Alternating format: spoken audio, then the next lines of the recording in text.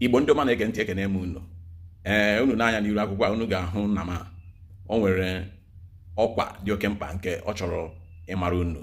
Aga m enye gị ohere ugbu a ka ị gee ntị wee nụ ọkwa nke dị oke mkpa nke ọ chọrọ ime ka unu mata n'ụbọchị tata. Ịbụkwanụ ka ụbọchị tata maara unu na-eme. Tata bụ ụbọchị Wednesday ahịa eke na ala Igbo.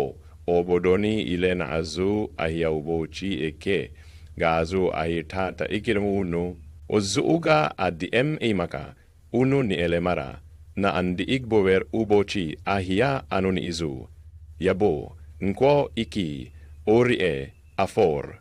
Ugbu a ana m asịka ihe ọma mere onye mekwara ibe ya.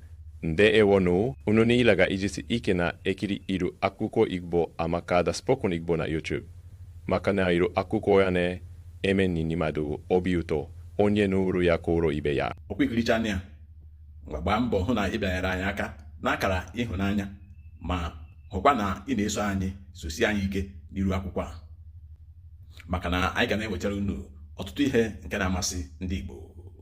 Ndewonu.